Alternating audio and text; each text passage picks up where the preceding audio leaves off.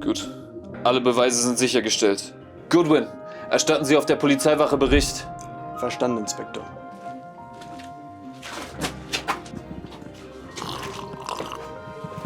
Meine Güte. An den Anblick eines solchen Tatortes gewöhne ich mich nie. Ach, Sie übertreiben, Chief. Hier riecht's nur ein bisschen faul. Aber auf der Polizeischule wurde uns viel über solche Mordfälle beigebracht. Einen kühlen Kopf zu bewahren ist Aufgabe eines jeden guten Polizisten.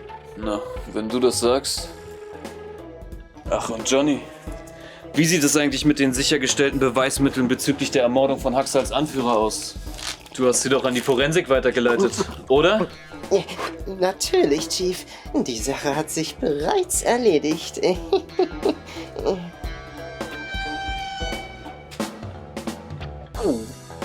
Na, dann ist ja gut. Das mit dem Bericht über die Zeugenaussage von gestern tut mir übrigens schrecklich leid, Chief. Die Papiere sind mir nun mal...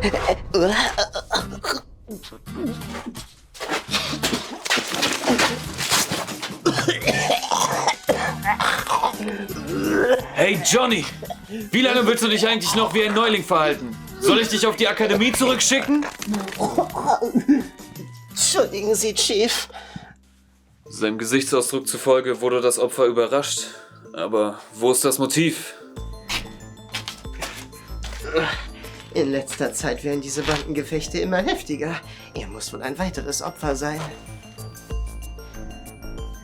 Du solltest nicht immer voreilige Schlüsse ziehen, Johnny.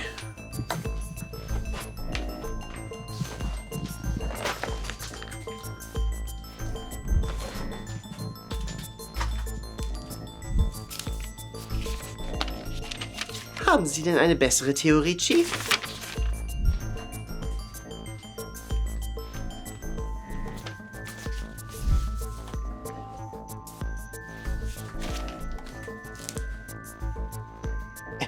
Chief, das ist ja Ihr... Sie meinen doch nicht etwa... Oh doch, Johnny. Ich bin mir beinahe sicher. Dieser Mann ist zu keinem Opfer einer Bande geworden.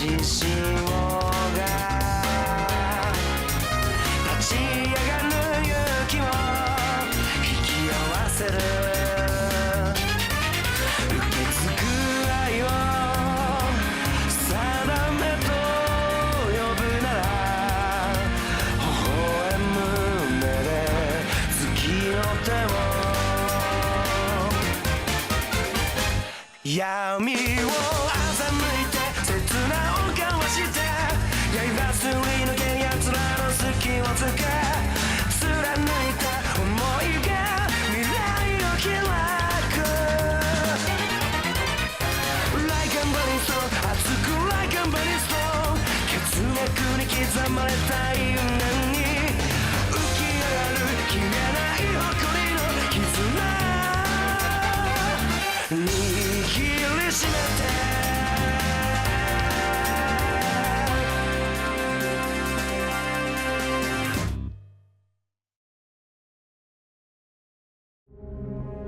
Episode 2. Falsches Spiel.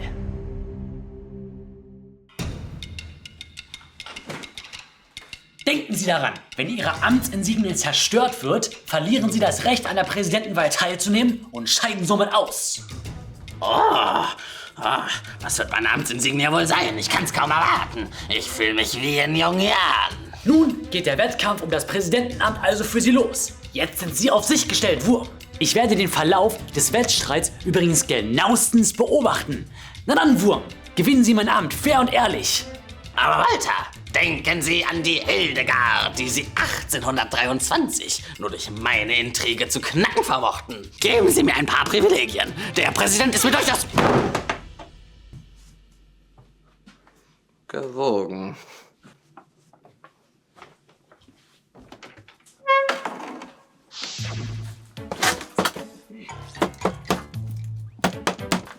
Was ist das denn für ein Müll? Dieser Staubsauger soll meine Amtsinsignie sein? Dein Name ist also Basher, ja? Oh, na du ist mir ja mal vielleicht ein süßer Köter. Na dann, spuck's aus. Was ist der Plan zur Knackung der Mademoiselle? Oh, ist das Knackungsventil von dir etwa genauso rabiat wie meins? So funktioniert das nicht, mein Kleiner. Ich kann dich nicht verstehen. Irgendwie müssen wir doch ans Präsidentenamt kommen. Wenn du meine Amtsinsignie bist, musst du doch zu etwas taugen. Wo bleiben denn deine übernatürlichen Fähigkeiten? Oh, zu Hause stöpsel ich dich mal in eine Steckdose, du kleiner Racker. Vielleicht hast du ja doch noch ein paar Gadgets. Dieser Walter hat mir aber einen Schrott angedreht. Wenigstens werden die Amtsinsignien der anderen Anwärter bestimmt ähnlich nutzlos sein. Komm, komm.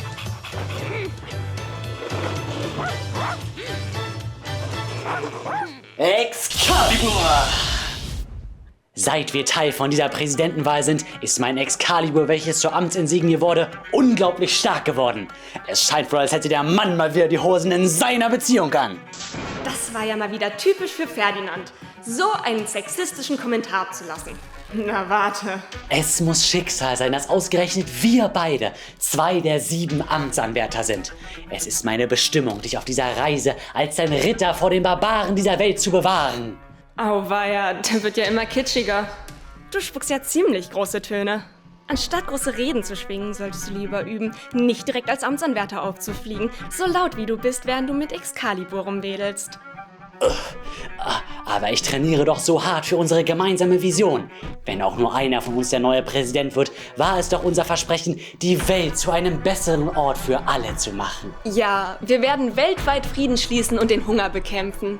Solch reine Ziele gibt uns Gottes Segen. Als ob. Ich spiel dir doch nur vor, dieses gemeinnützige Ziel zu verfolgen. Sobald ich das Präsidentenamt habe, wirst du für alle Ewigkeiten zu meinem gehorsamen Sklaven werden.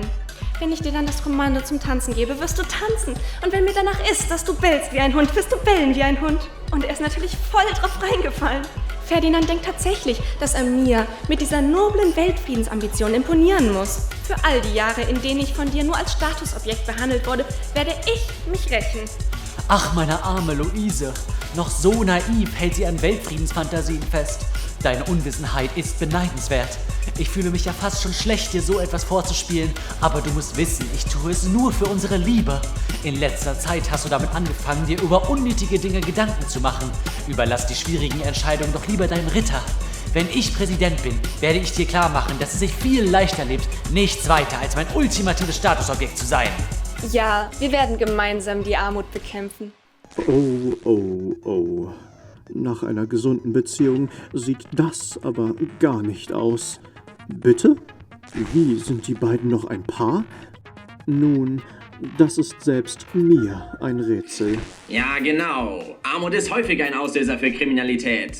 Viele wenden ihre Augen von der Wahrheit ab. Aber Fakt ist, die Kriminalität ist in den letzten Jahren deutlich angestiegen. Schau mal. Seit der Boss dingfest gemacht worden ist und die Boss GmbH zerschlagen wurde, terrorisieren Biker-Gangs unsere Gesellschaft.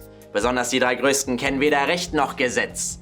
Sie als Mitglied der Regierung müssten wissen, dass die jetzigen Maßnahmen zur Bekämpfung der Kriminalität völlig unzureichend sind. Ich verstehe, was Sie sagen wollen, aber Sie leugnen die Fortschritte, die wir vor allem im letzten Jahr machten. Wir haben im Neujahr bereits ein Rehabilitationsprogramm für Straftätige verabschiedet, was Kriminelle durch professionelle Hilfe wieder auf den richtigen Weg führt. Solche Debatten werden zukünftig der Vergangenheit angehören. Kriminalität wird man in unserer Utopie nur aus den Geschichtsbüchern kennen. Ganz genau, meine Luise. Ihr Plan ist leider nicht zukunftstauglich. Sie vernachlässigen die Tatsache, dass man das Problem bei der Wurzel anpacken muss. Nur mit dem gleichzeitigen Ende von Armut kann wahre Veränderung geschehen. Um Kriminalität auch in kommenden Generationen vorzubeugen, werden wir demnächst ein Gesetz in die Wege leiten, das auch den ärmeren Gesellschaftsschichten den Zugang zur Bildung erleichtert. Damit stellen wir sicher, dass schon früh in der Entwicklungsphase gelehrt wird, nicht vom rechten Pfad abzukommen. Anders als Sie lassen wir als Regierung unseren Worten auch Taten folgen und verstecken uns nicht hinter einer Maske und einem Haufen leerer Worte.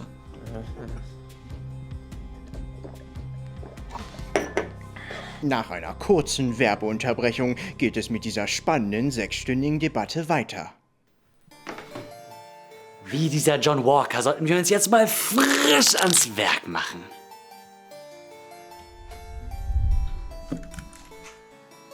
Aber wie finden wir denn die anderen Amtsanwärter? Wer könnte das sein?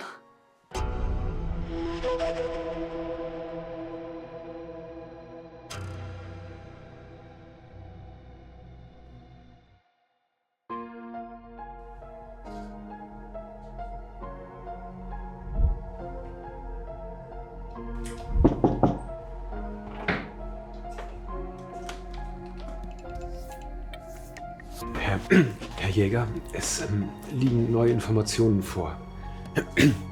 Nach ausgiebiger Planung wurde eine Strategie entwickelt, welche die effektivste Methode zum Gewinnen der Präsidentenwahl ist. Ich höre. Sich den anderen Amtsanwärtern friedlich anzunähern und sie von unseren Intentionen zu überzeugen, sollte der erste Schritt sein. Sie haben sie also gefunden? Das sozusagen könnte man so sagen. Alle Informationen zu dieser Mission sind bereits auf diesem Tablet für Sie zusammengestellt.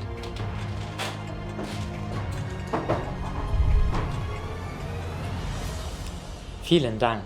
Schon bald wird die Welt durch unser Projekt Metropolis bereinigt. Nun, ja. Alle weiteren Neuigkeiten werden Ihnen zu gegebener Zeit zukommen, Herr Jäger. Nach Vollendung unseres Plans frohlockt bald die ganze Bevölkerung.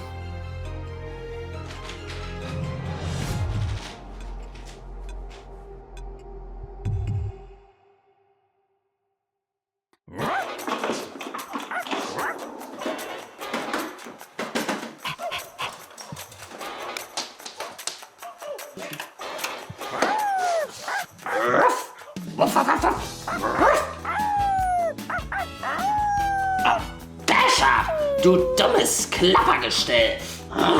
So wird das nie was mit der Knackung der Mademoiselle. Ich kann dich immer noch nicht verstehen. Du widerspenstiges Biest, du.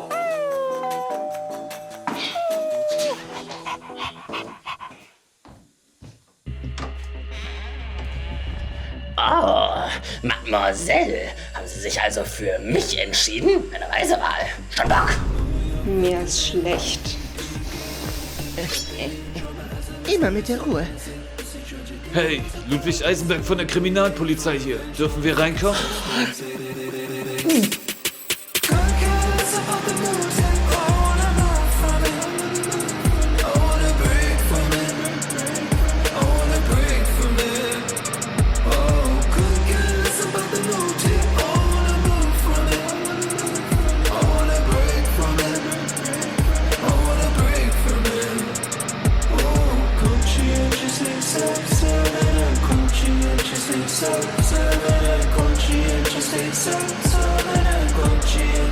So